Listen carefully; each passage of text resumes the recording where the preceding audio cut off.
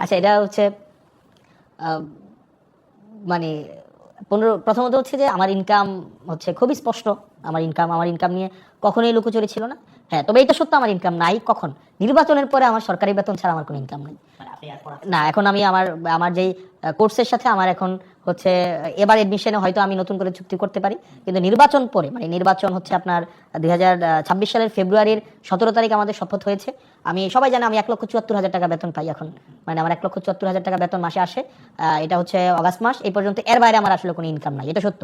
কিন্তু এই নির্বাচনের পূর্বে আমার ইনকাম যদি আপনি দেখতে চান, হচ্ছে রাজু আহমেদ, জনাব রাজু আহমেদ, আমি আপনাকে বিনীতভাবে বিনয়ের সাথে বলবো, আমার ইনকাম খুবই স্পষ্ট স্বচ্ছ।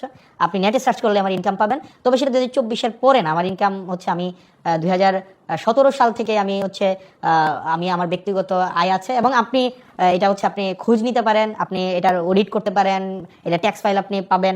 এবং সেটা এমন না যে 2024 সালের ওই আন্দোলনের পরে এগুলো হয়েছে। আমি হুপ প্রকাশনী নামে একটা প্রকাশনী আছে, যেটা এখনো আছে, আমি সেখানে চাকরি করেছি, কাজ করেছি। প্যানাসিয়াতে আমি চাকরি করেছি, আমি ফোকাসে পড়িয়েছি, রেটিনাতে পড়িয়েছি। আমি হচ্ছে আমার নিজের প্রতিষ্ঠান স্কুল অফ এক্সিলেন্স আমার আছে, এবং আমি সেই প্রতিষ্ঠানের যে আমি ওনার, সেটা 2023 সালের জুন মাসে সেটার হচ্ছে ডিড আছে আমার, একদম দলিল বা ট্রেড লাইসেন্স সেটা 2023 সালের জুন মাসে আমার ট্রেড লাইসেন্স আছে। তো তার মানে হচ্ছে ইনকাম মানে সবসময় ছিল। তো এবার যেটা আসে